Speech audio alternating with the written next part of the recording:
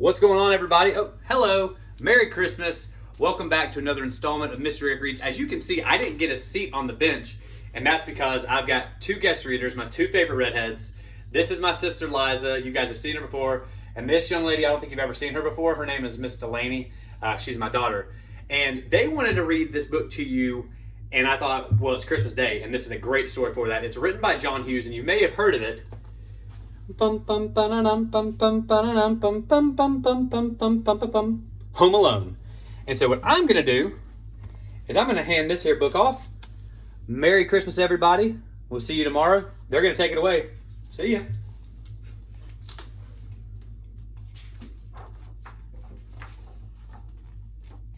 "'Twas 3 nights before Christmas, and the McAllister family was getting ready to leave for vacation. Everyone was busy packing.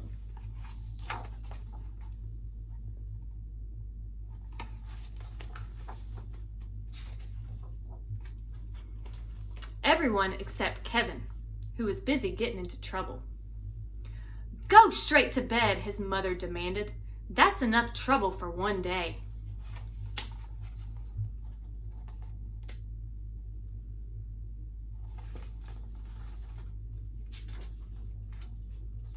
Lying in bed, Kevin could hear voices and laughter coming from downstairs. Everyone was having fun without him. "I hope I never see my family again," Kevin whispered. "I wish I was home alone." The next morning, the house was very, very quiet. No one was shouting, no one was running around, no one was telling Kevin to hurry up and eat his breakfast. No one was home. Finally, Kevin realized what had happened.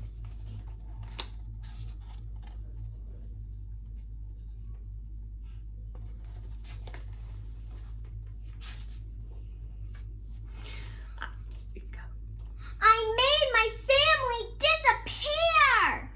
For the first time ever, Kevin had the house all to himself. He raced up and down the halls. He jumped on all the beds. He ate a giant ice cream sundae for breakfast.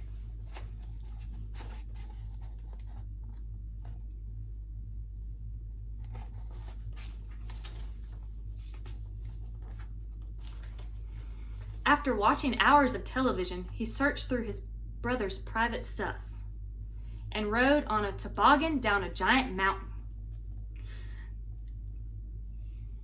He even tried his father's aftershave lotion. This was not a good idea. It stings. Ah!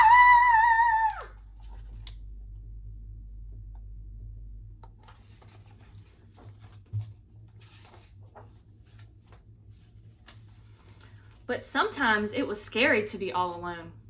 Kevin was especially afraid of his next-door neighbor. Old Man Marley was the scariest person who lived on their block. And that night, Kevin heard whispers outside the living room window. Burglars were snooping around his house.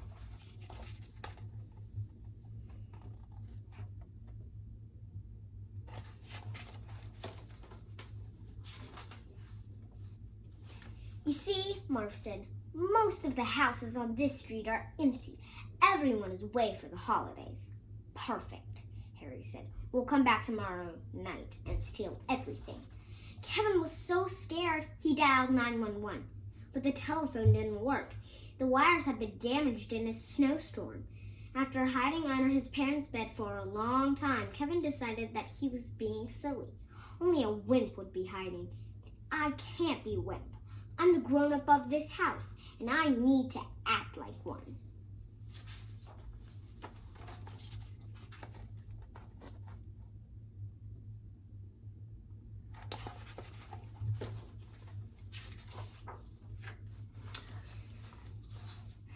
The next day was Christmas Eve, and Kevin had plenty of grown-up work to do. He walked to the grocery store and bought food. He put his clothes in the washing machine. He decorated a Christmas tree, and he hung Christmas stockings for his parents and brothers and sisters. "I miss you guys," he whispered. "I wish you would come back."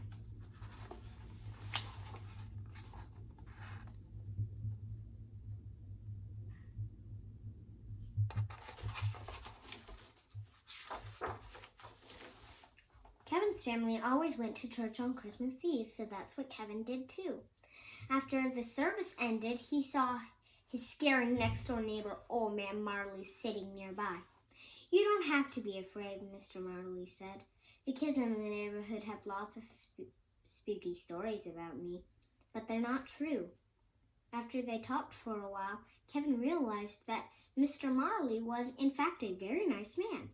"Are you visiting anyone for Christmas?" Kevin asked. "No," Mr. Marley said. "I miss my family and I like to see them, but my son and I are fighting. I said some angry words that I didn't mean." Kevin knew exactly how Mr. Marley felt. Kevin remembered wishing his family would disappear, but he hadn't really meant it. "You should try talking to your son," Kevin said. "Maybe I will," Mr. Marley said. When Kevin left the church, it was already dark. The burglars would be coming soon. He ran all the way home.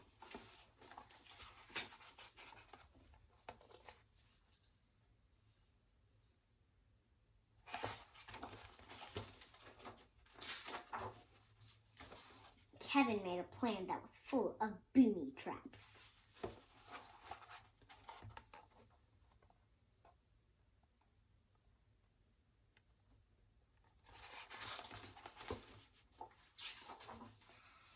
He scattered toy cars and smeared tar on the basement steps. He made a big pile of feathers and hid sharp ornaments under the window sills. He spread water on the front steps and tied paint cans to ropes. He stretched a tripwire through the hallway and built an escape route to his treehouse.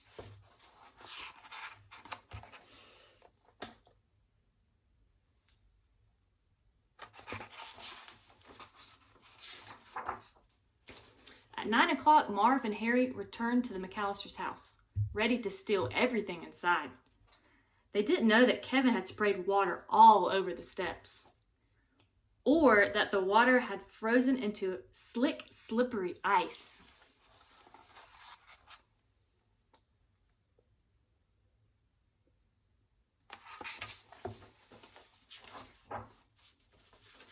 The burglars stumbled into all of Kevin's traps. Yetch!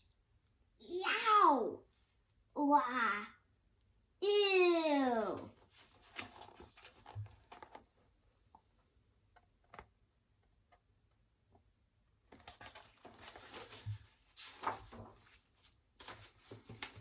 Marv and Harry slipped on the toy cars and were knocked over by paint cans.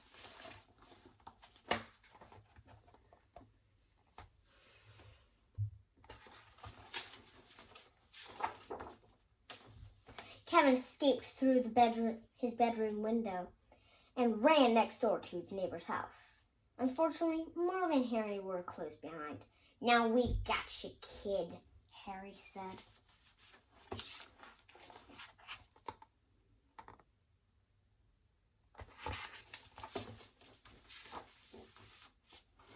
Mr. Marley arrived just in time. Whack! Whack! He bonked the burglars with his snow shovel and called the police. Then he brought Kevin home. That night, Kevin left a note for Santa Claus, along with some milk and cookies. He couldn't wait for Christmas morning. "Dear Santa, I don't need any presents. Just bring back my family. Love, Kevin McAllister."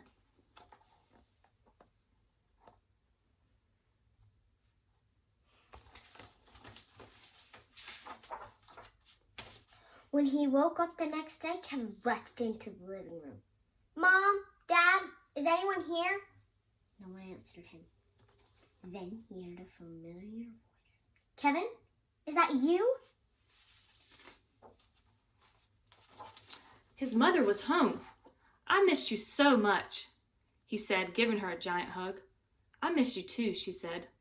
"Where are the others?" Kevin asked.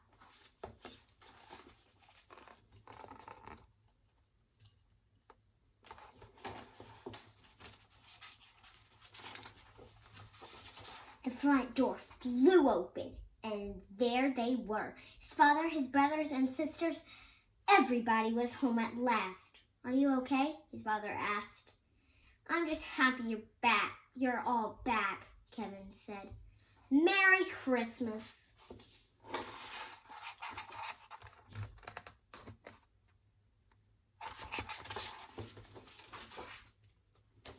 The end. And that was Home Alone by John Hughes. And that's it for us. I am Mr. Eric's Reed's sister, and I'm Delaney Erickson. we hope you'll have a very Merry Christmas. Merry Christmas and have a Happy New Year. Bye. Bye.